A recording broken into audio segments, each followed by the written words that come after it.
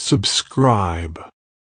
The Guardian, back to home. The Guardian, news website of the year. News, opinion, sport, culture, lifestyle. A newly colorized photograph of Charles Dickens.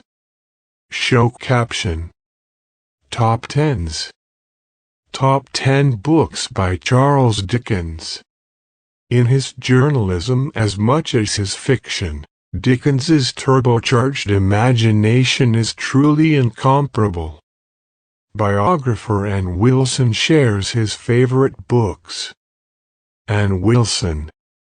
Wednesday, the 29th of July 2020, 07:17 Eastern Daylight Time. Share on Facebook, share on Twitter, share via email. The novels are unlike any other writers. People have likened them to poems, to visions, to pantomime, and they are all these things. If you want to see how different he was to all his contemporaries, just try to imagine George Eliot or Thackeray or the Bronte sisters doing those reading tours, when thousands of people, the poor in multitudes, came to hear him. Nothing like it had been seen since John Wesley's preaching tours. There have been thousands of books on Dickens. I wanted, nevertheless, in the mystery of Charles Dickens, to set down some of my lifelong obsession with his work. One thing I wanted to winkle out, if I could, was the relationship between the life and the work. Something much more complicated was going on than with most novelists, all of whom take versions of their own lives and turn them into fiction. At a much deeper level than most, Dickens was confronting his own demons, the wretched childhood, the appalling relations with women, and turning them into melodrama, tragedy, farce, burlesque.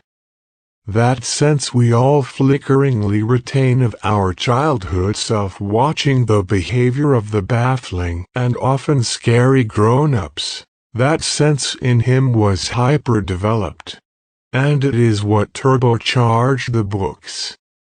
1. Selected Journalism 1850 to 1870. It might seem paradoxical to start my list with the journalism, but Dickens began as a journalist, and he never stopped being one.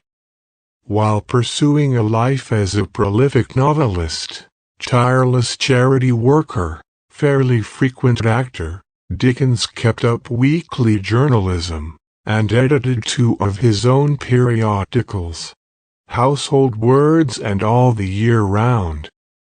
Try reading a nightly scene in London from 1856, in which Dickens takes us to Whitechapel, where he finds 5 bundles of old rags thrown down by the walls of the workhouse. The bundles turn out to be women, of course. One of his strongest pieces. Or read Lying Awake, the justly famous account of the joint public hanging of the Mannings, a married pair of murderers.